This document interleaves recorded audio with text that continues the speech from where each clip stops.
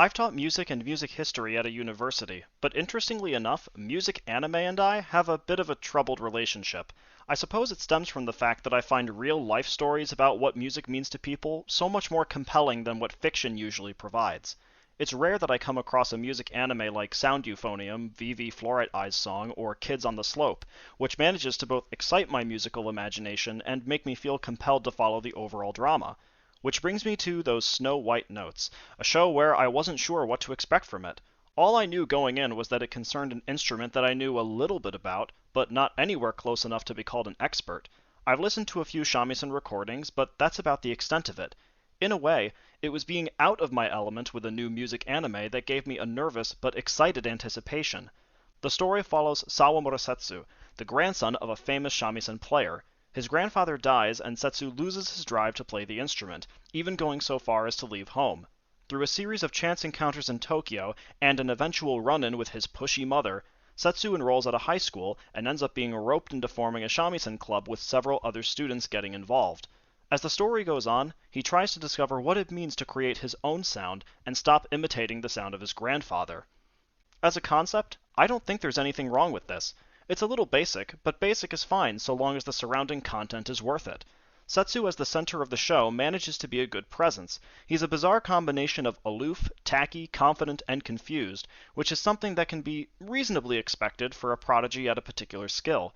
It's complemented by a quiet aura rather than one bursting with bravado, giving the sense that he's always being honest and authentic. He can certainly come across as abrasive, but it doesn't leave the impression that he's trying to hurt your feelings on purpose.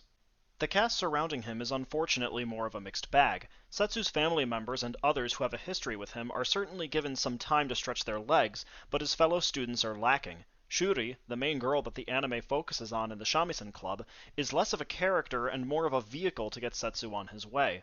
She doesn't have much in the way of a personality except for being drawn to Setsu's playing and perhaps being a little unsure of her own abilities. There's a plot involving her wanting to reintroduce a shamisen sound to her grandmother's life, which Setsu recognizes as something that his grandfather wrote. After the plot was over and the grandmother is never seen again, I felt that I learned far more about what the music meant to the grandmother than I did anything about Shuri herself. Something happening to a character is not the same thing as something happening to the character's family member. One does not substitute the other. Even if you want to say that Shuri has some semblance of closure because of this performance, it doesn't necessarily mean that anything has changed about the character.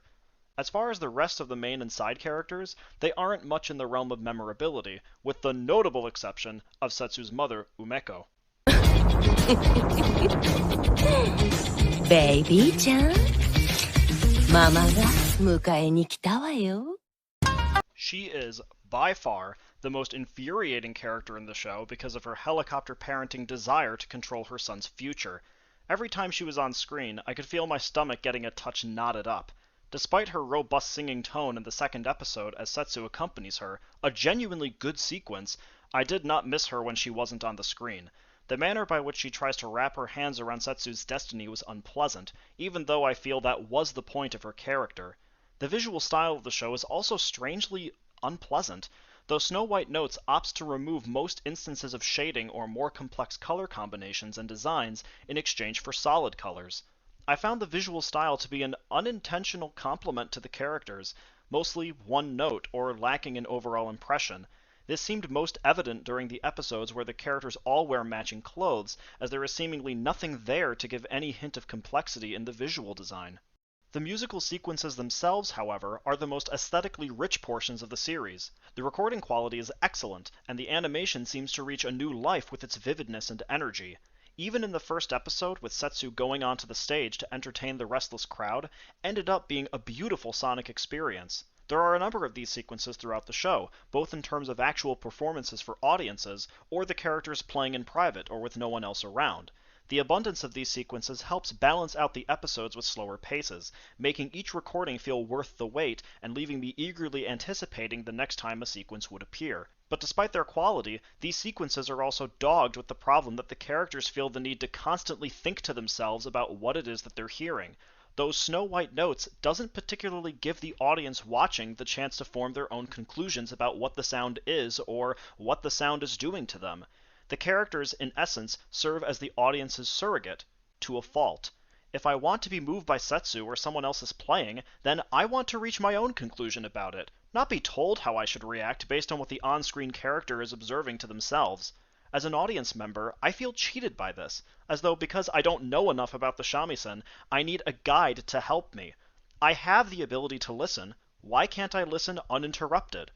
It's a sour sticking point because the first episode's performance is full of people who haven't heard this type of sound before, yet they were moved by it. If they could be moved, why not I? If we want to cling to this idea of music's universal ability to be appreciated, then it should be as unimpeded as possible. I'm not saying that there should be absolutely no commentary, but rather that it went over the line of too much. This series of interruptions also carries over into Setsu's overall character arc. While I said I liked his personality earlier, he's a bit of a flake. It seems that every time he comes close to making some kind of breakthrough, there's always something that's forcibly pushing him back. It's as though the series is trying to delay his climactic moments rather than allowing them to happen organically.